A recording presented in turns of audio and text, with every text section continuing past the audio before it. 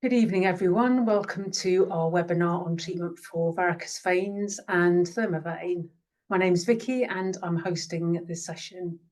I'm joined by our presenters, Mr. Aaron Sweeney, consultant vascular surgeon, and also Dr. George Taggart, private GP and thread vein specialist. The presentation will be followed by a question and answer session. If you'd like to ask a question during or after the presentation, please do so by using the Q&A icon, which is at the bottom of your screen. This can be done with or without giving your name. And please note that the session is being recorded if you do provide your name. If you'd like to book your consultation, we'll provide some contact details at the end of this session. So I'll now hand over to our experts and you'll hear from me again shortly. Thank you, Mr. Sweeney. Hi there, I'm Aaron Sweeney. I'm one of the guys who's working here. I'm a vascular surgeon, so mostly I deal with veins and arteries, mostly veins nowadays. And I have been using a laser to treat varicose veins for quite some time now, nearly 20 years or so. And here at Benenden, we do the largest number of laser vein treatments in the country.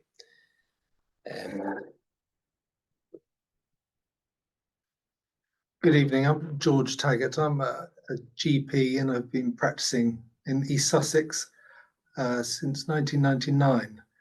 I developed an interest in thread vein treatment and I've been practicing in this field for the last 8 years, since 2017, and have recently joined staff at Benenden. Apologies for the noise. It's me. So today we're just going to talk a little bit about varicose veins. I don't want it to be too technical, and most people have questions they want to ask. So at the end of the session, it's really nice if people type in a few questions because you'd be surprised how much you learn from that.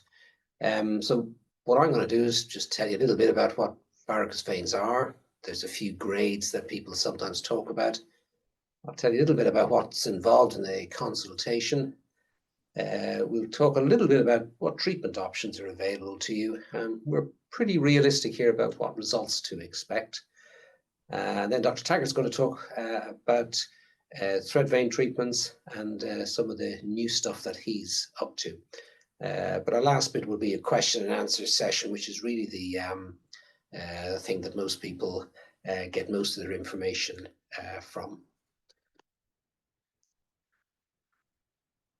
So we're doing pretty good here at Benenden, get quite a very high satisfaction rate, and the CQC rate us outstanding, which is pretty unusual. We also do lots of treatment, and anyone who's been here recently realizes it's a pretty clean, tidy place. It's not too busy, and it's normally easy to park at. So first of all, what are varicose veins and what kind of symptoms do they cause? So sometimes people are a little bit surprised.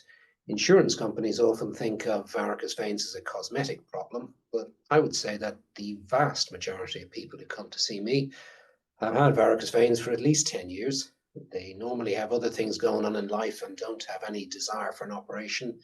But something happens, such as soreness or pain, and then they come to me to try and sort that out. Varicose veins cause many different symptoms. It usually starts with a little bit of swelling, normally around the lower leg. You can sometimes see some veins, but occasionally people don't have any obvious varicose veins, but all the symptoms. In general, people get achy, heavy legs, mostly at the end of the day. You sometimes get cramps. That's nearly always in the middle of the night when you have a slight stretch. And varicose veins often produce a dry, itchy skin. That's not always over the varicose vein, but it is nearly always in the lower part of your leg.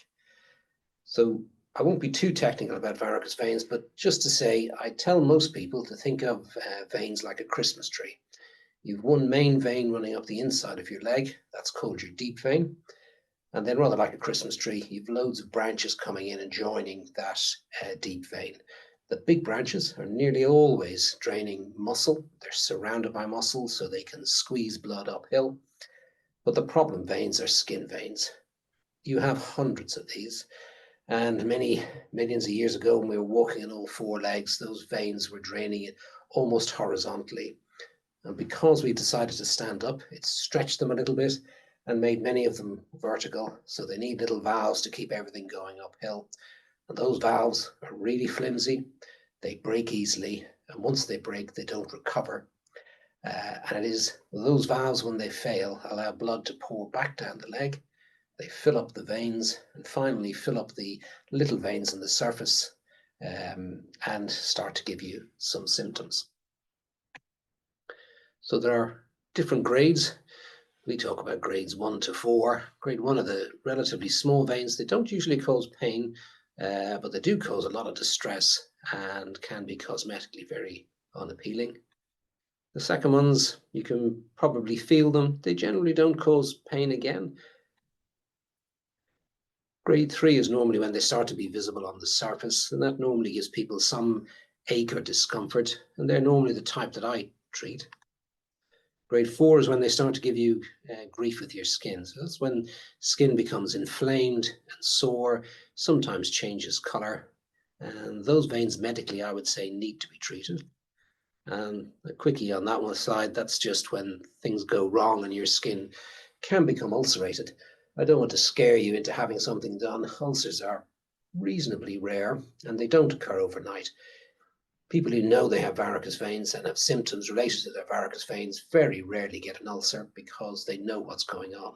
Ulcers typically develop over years and they start off with some itchy skin, then some redness that someone diagnoses eczema or psoriasis, and people have various creams and potions, and intermittently it gets a bit better, but finally the skin breaks down.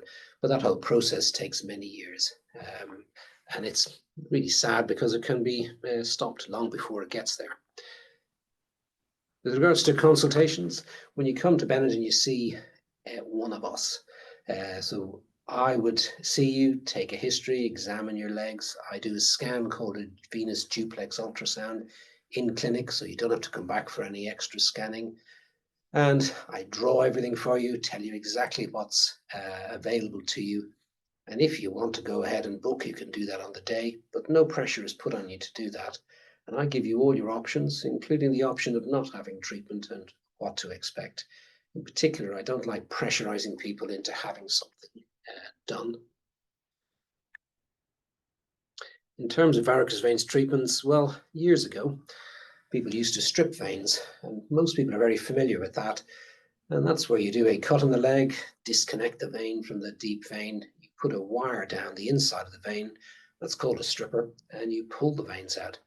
That is as brutal as it sounds. It was the only operation available for a long time, and it wasn't a particularly bad operation. It just has a problem with recurrences. So many people have been put off having varicose vein operations because they seem to always come back, or they know that their mum or their granny had multiple previous operations.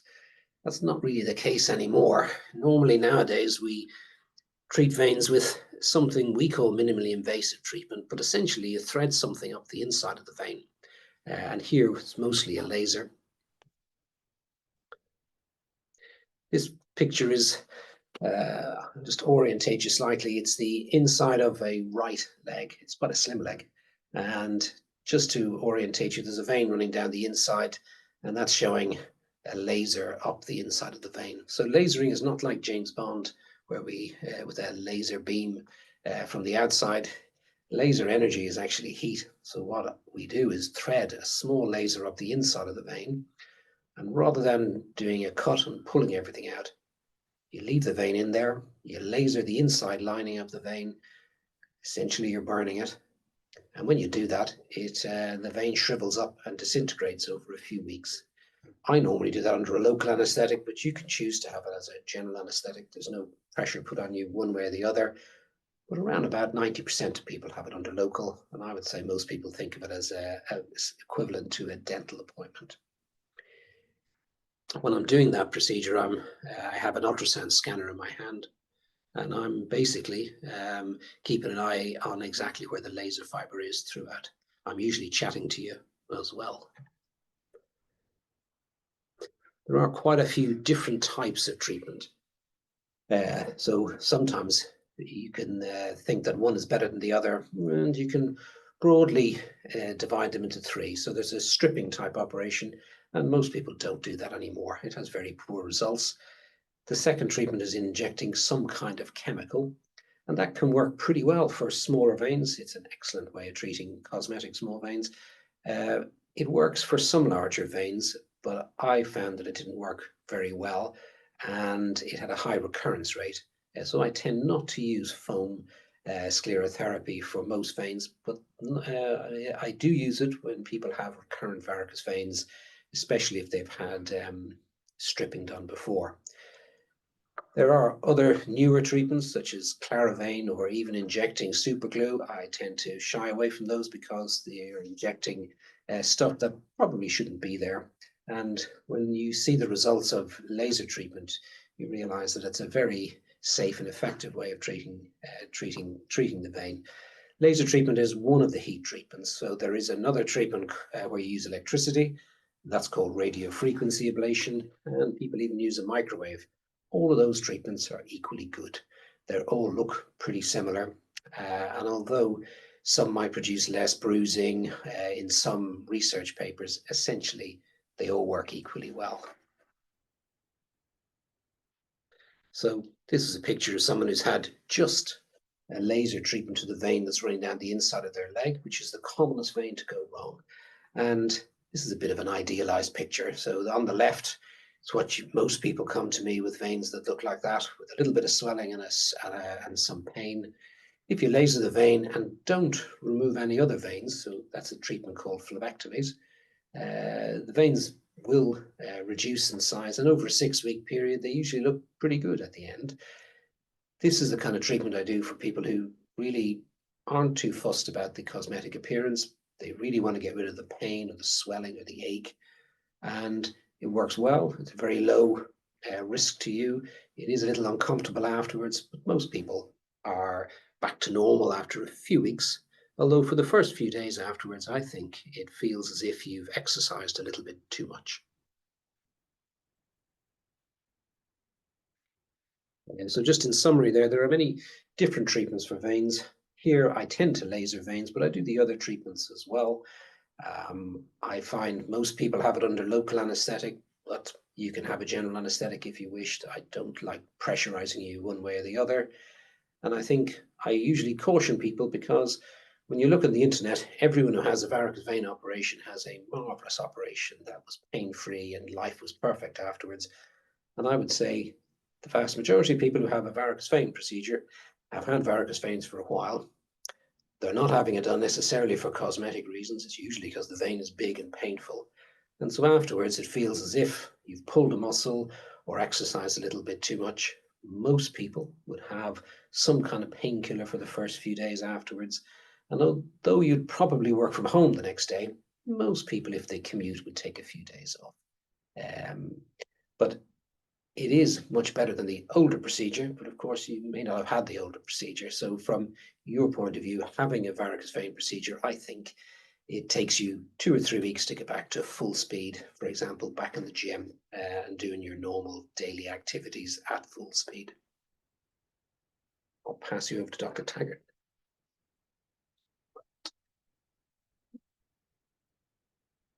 Thank you, Mr. Sweeney. Grade 1 veins or thread veins are very common, and we all have them to some extent. For some people, this can cause significant problems with their self-confidence. They may take great lengths to cover them up with choice of clothing and makeup, and this can be very restricting. Fortunately, we do have treatments these days that can address this and hopefully reduce some of that burden. Thread veins in the legs, for the treatment of thread veins in the legs, we use a treatment called microsclerotherapy. And this involves inserting a tiny needle into the very small veins and injecting a liquid called a sclerosant. Here at Benenden, we use either 20% normal sodium chloride or a chemical called FibroVein. Injecting the liquid into the vein causes the lining of the vein to become irritated, and it leads to small clots being formed and eventually fibrosis and closing down of the vein. This is a procedure that we can do in outpatients. A typical appointment lasts about 30 minutes. And during that appointment, we would administer multiple injections to the veins, depending on how many veins there are. Each injection site has a small dressing applied, and this has to be kept dry and in place for 3 to 4 days. There's really very little other restrictions following the treatment, and you can walk in and walk out and drive yourself home. The number of treatments you require really is determined by the extent of the thread veins, and that's something we discuss when we have an initial consultation with you. For treatment of thread veins on the face, we use a different technique called ThermaVein. Now, the technology underlying ThermaVein has been in existence for well over 20 years. So it's really a very well-established and treatment has been proven to be very safe and effective in the treatment of thread veins on the face. We use a tiny nickel probe, which is about the size or width of a human hair. And we apply the probe to the surface of the skin overlying a thread vein. And with gentle compression, we squeeze the blood out of the vein either side of the probe. And using a foot pedal, the machine delivers a very short pulse of energy. Because the needle is insulated, all of the energy from the machine comes out of the very tip of the nickel probe, and that really reduces the incidence of side effects and any pain experienced. The energy we supply to the vein causes the vein to collapse and stick together at that point. Once we have done that, we move the probe along at 1 or 2 millimeters and repeat the process. And as one goes along the vein, it seals and closes down. When we have a sealed vein that's empty of blood, it's no longer visible. Here we have a video that actually demonstrates the process in action, which is probably easier than me explaining it. So let's have a look at the first video.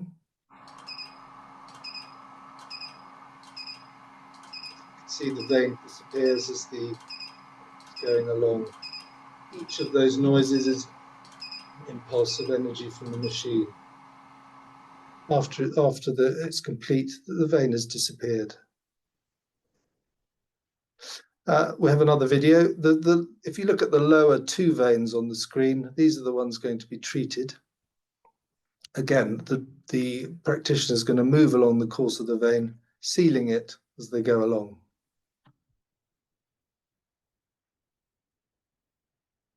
No noise this time.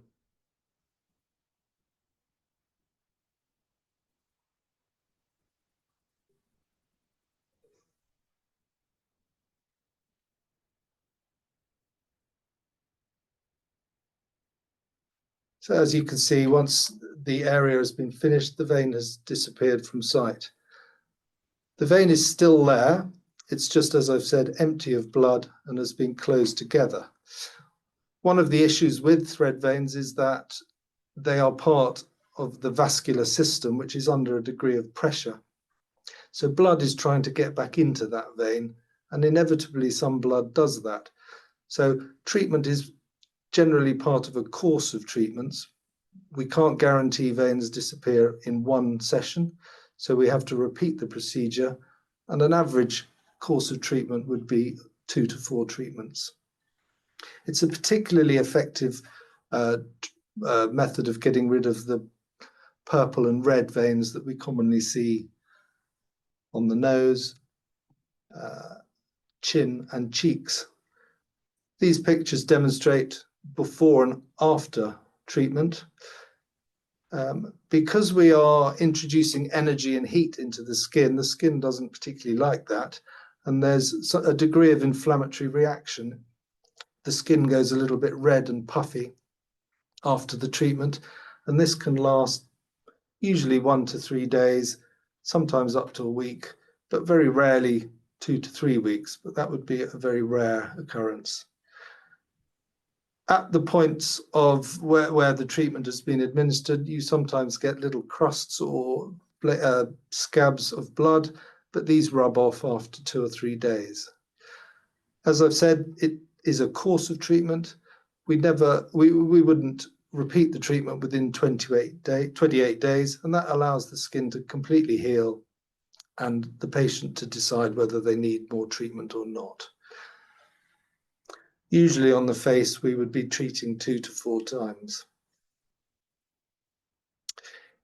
Here we have some other pictures of typical red thread veins around the nose, and they're before and after the treatment. A little vascular blemish on the cheek. Another vascular blemish. And these are linear thread veins on the cheek, which are very easily treated with this method.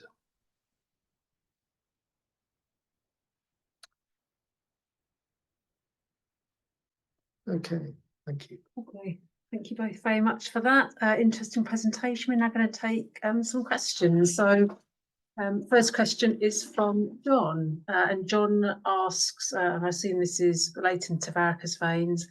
I understand I shouldn't return to running for perhaps 3 weeks, but as a keen walker, is it possible to overdo this activity? No, so most people, I think they'd walk a dog the next day, just not an energetic puppy. I think you'd feel stiff and tight, and what I've noticed is triathletes, for example, they are back running at normal pace at 3 weeks. They usually go cycling at 2 weeks. But I think those impact type exercises like badminton, tennis, or running on tarmac hurts a little bit. And I think it takes you about 3 weeks to feel able to get back to full speed. Some people have no pain at all and they just get back straight away. I don't think it makes, it's certainly not dangerous, or it doesn't cause any recurrences, for example. So I would say once you feel like running after the procedure, just fire away.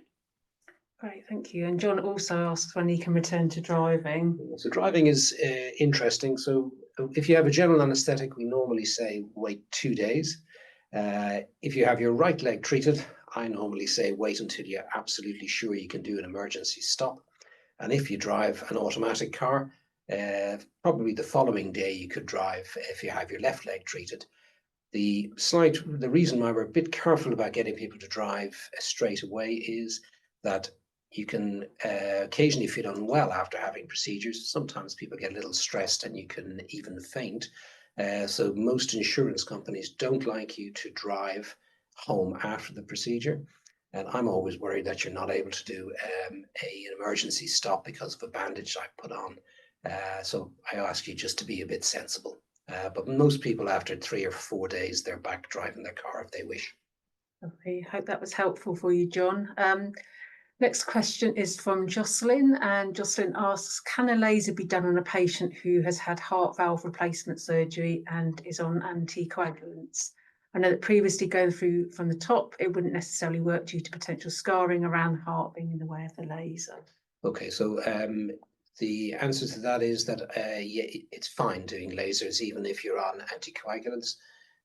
I laser from below up, so I don't go near anyone's heart. It's all from the lower part of the leg upwards. I normally stop around about the groin because that's usually where the varicose vein joins the big vein. A lot of people who have had heart trouble have high blood pressure, and they're often on lots of medication that tries to relax their high blood pressure. That's often why you get grief from your varicose veins, because they relax a little bit too and get even bigger. So quite often the reason people come to see me is because they've just been started on various blood pressure medication, and veins that weren't giving them any trouble for 15 years suddenly start to give them aching discomfort. Many people are on anticoagulants for dodgy heart rhythms or previous surgery. And I would normally give you a blood thinner when you're having your procedure, just to be for extra safety. So I usually say that if people are on anticoagulants, they just stay on them, and I do your operation without stopping them. Great, that's lovely, thank you. Jocelyn, I hope that's reassured you. Next question is from David. David asks, if you've got visible bulbous veins but no discomfort or swelling, is treatment only necessary for cosmetic reasons, or is there a preventative medical reason? And David says he's had veins like that, level 3-ish, on his legs for 15 to 20 years. Yeah, so I have to be big careful about saying you should have things for preventative medical reasons. I think nowadays you can scan people and find loads of stuff, and I think you could keep surgeons really, really busy. I tend to say to people, you need a reason for having your veins done, not a potential problem. So if your skin is damaged or you're itchy, then I would say medically you should have something done. If you have varicose veins that are very large, I will tell you they're not going to go away themselves, but you're not necessarily going to have a complication. But if for you, I would say the reason, if you have a varicose vein that's visible, but you have no symptoms, then your reason for having the treatment is cosmetic. That's not a bad, an unreasonable thing. Plenty of people have that done. And I just caution you that there's a few little complications associated with varicose vein surgery, not that many. And I would usually say to people, if you don't wear shorts and you're embarrassed all the time because you have these chunky veins in your calf, it's a reasonable treatment. And in terms of risks to you, it's not much more risky than having your wisdom teeth removed. So it's a effective, quick treatment. It does take a couple of weeks out of your life in terms of discomfort, but it's a reasonable cosmetic procedure. But if you come to me and said, I don't care how they look, I just want to know, is it going to cause me grief in the future? I'd say hold off, because you can always have them treated when they start to give you a bit of grief. And plenty of people have very large varicose veins and no trouble at all. And I don't think you should be scared into having an operation. That's great, lovely, thank you. Next question is from Thelma, and Thelma asks, by cutting off veins, does that mean muscles being fed by those get restricted supply? Not quite. So varicose veins, you might think they're big, so they are important, or that you shouldn't get rid of those veins because they're obviously doing something, otherwise they wouldn't be there. And I would say to you that most veins in the skin are tiny. Their biggest ones are less than the size of a shoelace. If you have a varicose vein, it's varicose because it's not working. That means it's pooling blood. And many of them are not just pooling blood, they're sending it back down your leg. So doing the complete opposite of what they were supposed to do.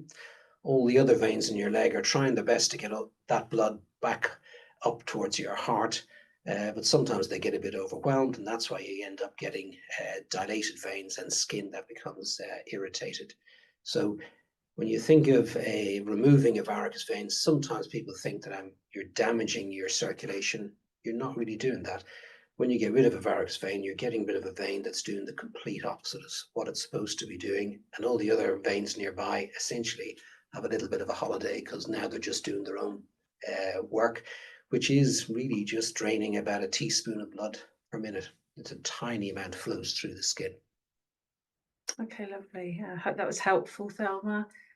Next question is from Stuart. So Stuart's a golfer. He says, I'm 81, play golf 3 times a week. How long would I be laid off, presumably from golf? Amazingly, golfers get back playing golf extraordinarily quickly. So most people who have a vein treated with a laser are back playing golf about a week later. They have a bit of an excuse for playing a bad round, but they do get back quite quickly. And I think golfing is a bit like walking. So most people are walking the following day. It's just a case of 18 holes might take you a week or so to get up to that. Okay, great. Thank you very much. Next question is from Angela, and she asks, I've got osteoarthritis in my left knee and my varicose vein is directly behind. Would that be a problem? Not really. You'll be unfortunately sore from both sides of your knee, but afterwards, but it doesn't stop you having treatment. In fact, sometimes it is very difficult to tell whether osteoarthritis is causing the pain in your leg or whether your veins are. And I really always think that veins should be essentially asymptomatic first thing in the morning because you've managed to lie flat all night. So if you get up in the morning time and you've got instant pain in your leg, that's more likely to be arthritis. If you are going fine during the daytime and it's only in the evening that it's painful, it's more likely to be your varicose vein. But plenty of people have both problems, and sometimes getting rid of one makes life a lot more bearable. Okay, lovely. Next question is from Sarah. Sarah's had an injection in her calf which worked, then about 10 years ago, EVLT, which didn't work for her. And so she's concerned about paying for it again and it wasn't working again. Have you got any advice? Yeah, so EVLT is not perfect. So I usually quote people that 1% of people pop back to me within a year to show me something. It's very rarely a recurrence of that vein, but sometimes you can get a new one popping up nearby. And about 10% of people at 10 years have another vein that needs treatment.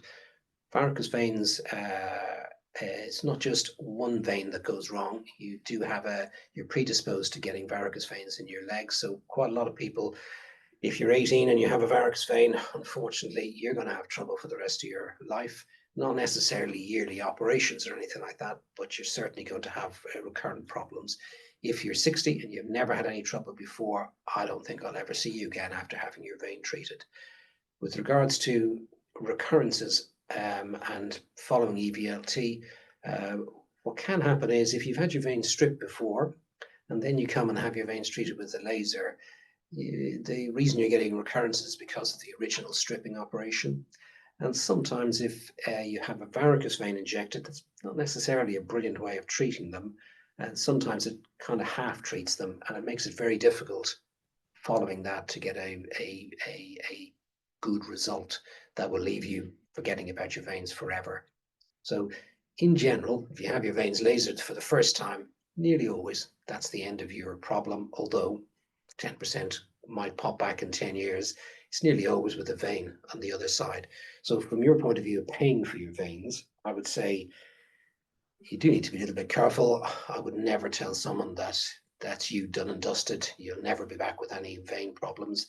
And I always like to do the ultrasound myself, the duplex scan in clinic, so that I can tell you more or less straight away how likely it is that I'm going to fix you.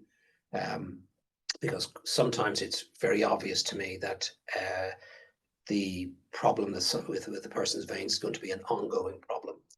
There are veins that can occur because they've been stripped before, but there are other veins that even arise from inside the pelvis. And I think you need to be very careful that you spot that at the beginning, so you don't, so you can sense someone correctly that they may well have trouble in the future. Okay, lovely. Hope that was some helpful information there, Sarah. Next, probably one for Dr. Taggart. Can you have ThermaVein treatment at the same time as laser treatment? I think that would be unadvisable. I think it's important to understand what treatment is causing what results and indeed potential side effects. So it would be much better to have one or the other, not both at the same time. So I would certainly advise against having both. Okay, lovely, thank you. Next question is from Brenda. Brenda had sclerotherapy by Mr. Sweeney about 7 years ago, and following this she had telangiectatic which never went. She came for another consultation a couple of years later with a different consultant who said that it would likely happen again if she had another session. She's got quite a lot of spider veins on her legs and she'd be interested in finding another way of treating them. Can you suggest something? I might say sometimes when I treat thread veins, you can end up with lots of little thread veins near where I've treated them. Usually that's where people have had previous stripping operations. It rarely happens just on first-time veins, so I'm not 100% sure. But there are plenty of different treatments for varicose veins and thread veins, and I would say the reason there's loads of different treatments is that nothing works perfectly. And I think sometimes it is nice to get a very good result and everyone is happy, but sometimes things don't go perfectly. That's the same with laser treatment. Occasionally there's an odd vein left over afterwards that needs to be retreated. And with sclerotherapy, I normally, if I'm doing it, tell people that sometimes it doesn't work. And often I say it takes quite a few treatments to get a good result. So I don't know whether Dr. Taggart might have some. So I mean, I think there are different, as we mentioned earlier, there are different types of liquid you can use for sclerotherapy. So that's one possibility, using something different. And ThermaVein occasionally can be used to help telangiectatic matting. So that it would really depend on the appearance at examination and having a chat through the options. So there are options, but whether, as Mr. Sweeney says, they would be successful is something we'd have to discuss. Okay, lovely, thank you both. Our next question is from Jill, and Jill asks, are there any complications that can arise from varicose vein treatment? Yes is the answer. So the only one I'm ever interested in, because it's the one that causes trouble, is a deep vein thrombosis. So that's where the large vein, so if you think of that Christmas tree analogy, the main trunk, occasionally you can get a clot forming in that. It's pretty rare. In my practice, it occurs less than 1 out of every 1,000 people that I operate on. I'm paranoid about that because I don't like seeing it.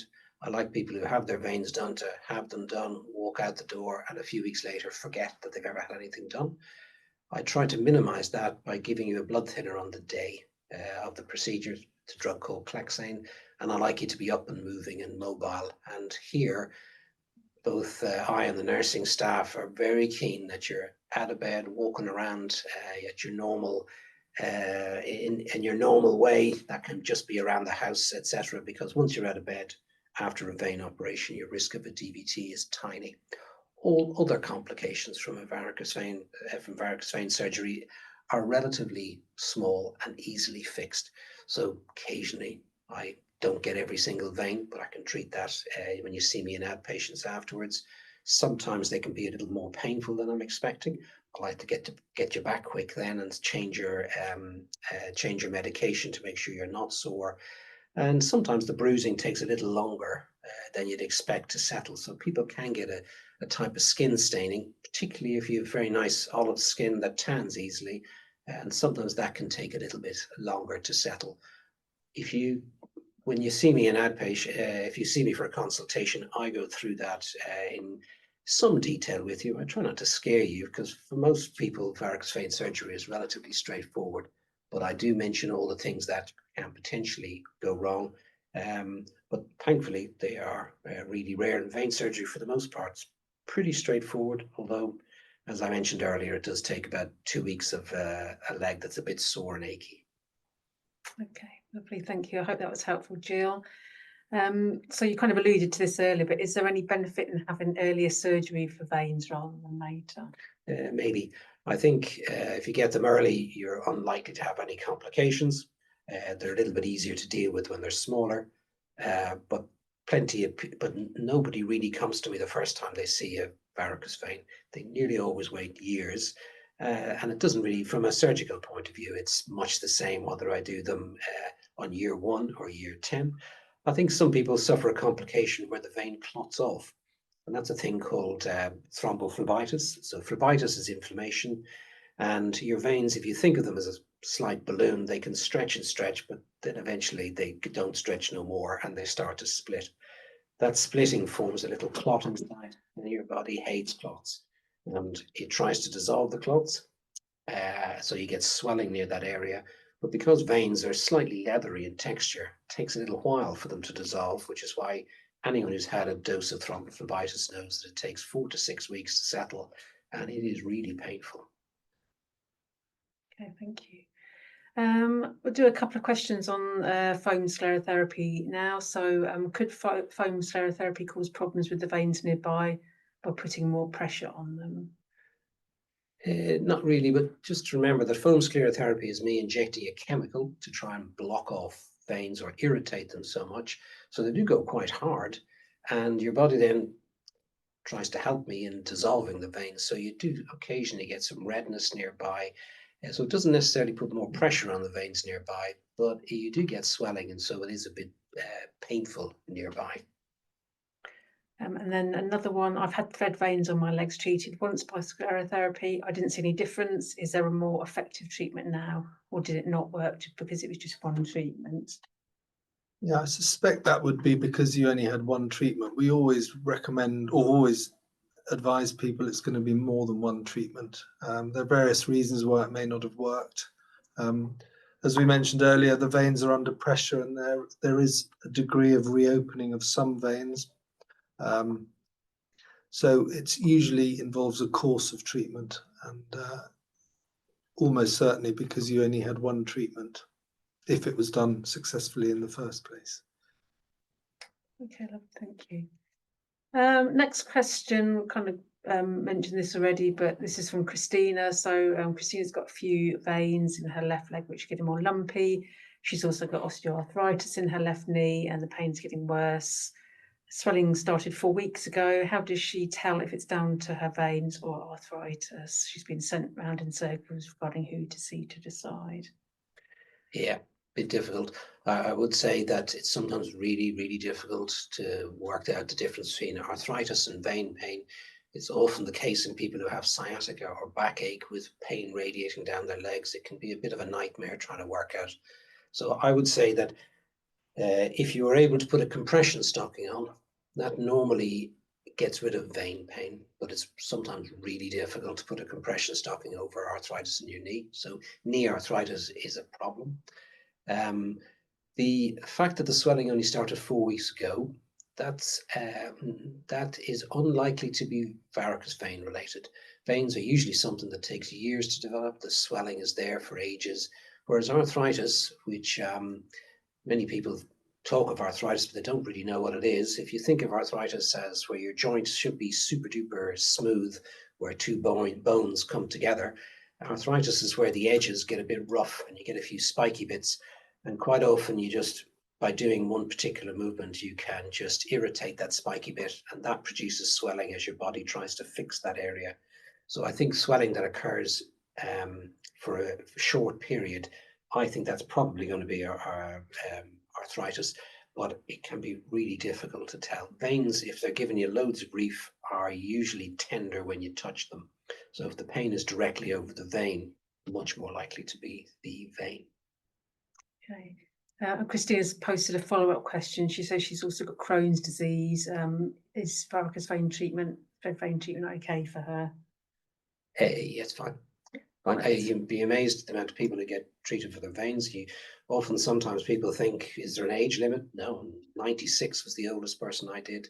And that's just because she was having a terrible grief with itchy skin, and I think was essentially ignored because of her age.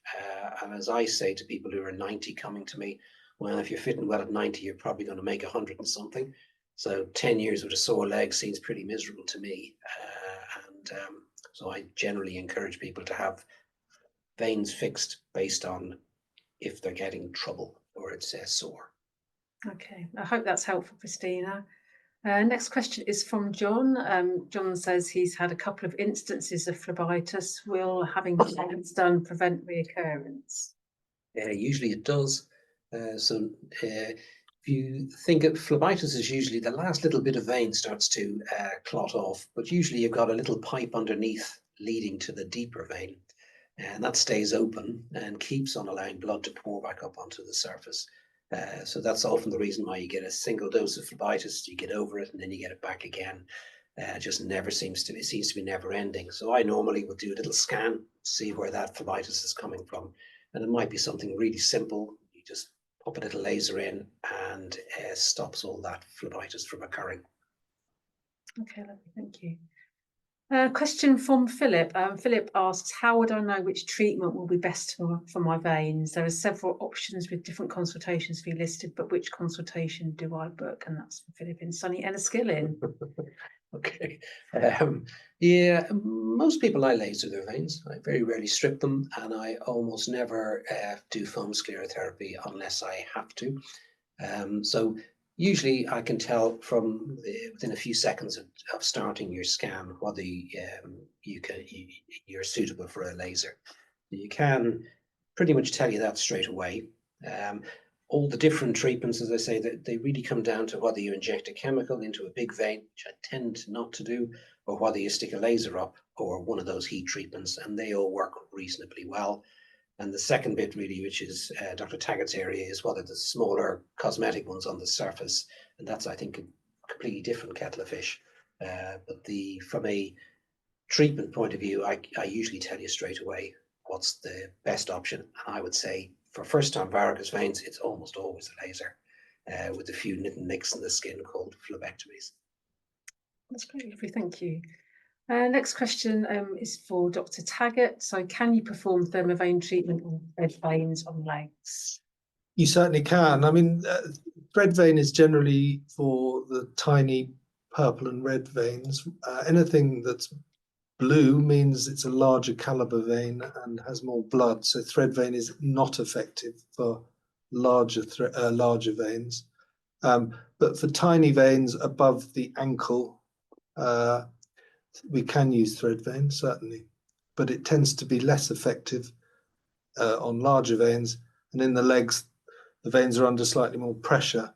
So again, sclerotherapy works better in the legs. But the answer to your question is yes, we certainly can in certain circumstances if the vein is small enough. Great, hopefully that was helpful. Got a couple more questions from Angela here. So she asks, can laser treatment of a vein cause a blood clot or an infection? Kind of. So it doesn't usually cause an infection. The top of a laser fiber is the same temperature as a lit cigarette. It's about 1,000 degrees. So effectively, when you laser the inside of the vein, if there was ever any bugs in there, they've been completely destroyed. The question is, does it cause a blood clot? There depends what kind of blood clot. So a deep vein thrombosis, yeah, occasionally 1 in 1,000, it causes that. But sometimes people say they've had their veins treated and they notice they're a bit lumpy afterwards and they're told that's phlebitis and you've got clot in there. That's not really true, but if you do laser a vein, there's invariably going to be a little bit of clot inside. It's not dangerous, it dissolves away. So technically you can have blood clots after a laser, but they're not usually dangerous ones, and they dissolve away and it's a normal part of the operation. Great. And Angela goes on to say, if you've got a large varicose vein and don't want it treated with a laser, can you have the smaller veins treated, the ones that come from that vein? You can. I would say that's not necessarily the best way of treating them. People used to do that and they got lots and lots of recurrences. So it depends. I think sometimes people have a very small vein, perhaps on the front of their shin, and they say, well, I just want that removed. I don't want to go through all the rigmarole of having a laser. That's entirely reasonable. I just would say to you, if it's caused by a varicose vein running up the inside of the leg, you get a better long-term result with a laser, but I certainly wouldn't refuse to do your operation. And lots of people come to me with small veins on their lower leg, on their ankle or foot, and I would say to them, yeah, well, probably the best treatment is to have laser for the bigger vein and then small little incisions and remove the smaller veins. But you can quite easily just have the small ones removed. That's fine. It just might mean that they recur a little bit, not necessarily quickly, but in the years following treatment, you might well notice them recurring. That's great, lovely. Hopefully that was helpful for you, Angela. And our last question this evening is from Diana. And Diana asks, have you got any lifestyle advice on how to prevent varicose veins in the future? Not really. Amazingly, no one knows the reason why varicose veins occur. We know it's a valve that fails, but no one really knows why some people develop them and other people don't. People talk about if you're heavy, you're more likely to get veins. That's not true. Blokes and girls, you get them more or less equally. Ladies, you get them a little earlier because you've got hormones. And one of those hormones is progesterone. And progesterone, when you get a huge big spike in your final trimester, dilates everything. It relaxes ligaments to allow baby to pop out, but unfortunately it also relaxes your veins. So if you have some varicose veins, that's the reason why you get a bit of grief in your final trimester in pregnancy, or indeed even period time where you get a slight spike every period. That's why your legs can hurt quite a lot, or why your veins give you lots of grief just before your period starts. So from a prevention point of view, wearing stockings makes no difference. It's just one of those things. It's life, and occasionally you just get dealt a bad hand and you get some veins, but there's nothing you've really done to make that happen. It's just a bit of bad luck and a bit of gravity. And Dr. Taggart, anything to say on thread veins? Any way that people can prevent those at all? Not really, I'm afraid. They're less pressure dependent, and so I think it's one of those things. We all get thread veins, and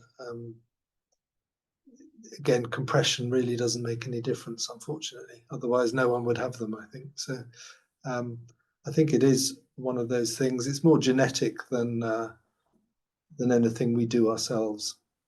So I'm afraid not. Okay, nice honest answer there. So thank you to everyone for your questions. I'm sorry if we didn't answer all of them. If you provided your name, we will get back to you with an answer. So as a thank you for joining this session, we're offering 50% off the value of your first consultation using the code on the screen there. Call back from your dedicated private patient advisor. An email with the recording, treatment information and loyalty scheme reward points, and updates on news and future events at the hospital. So we'd be grateful if you complete the survey at the end of this session to help us shape future events as well. If you'd like to discuss further or book your consultation, our private patient team can take your call until 8:30 p.m. this evening, or between 8 a.m. and 6 p.m. Monday to Friday using the number on the screen. We've got some more events and webinars coming up on hip and knee surgery, hernia repair, and cosmetic surgery, and you can sign up for any of those on our website.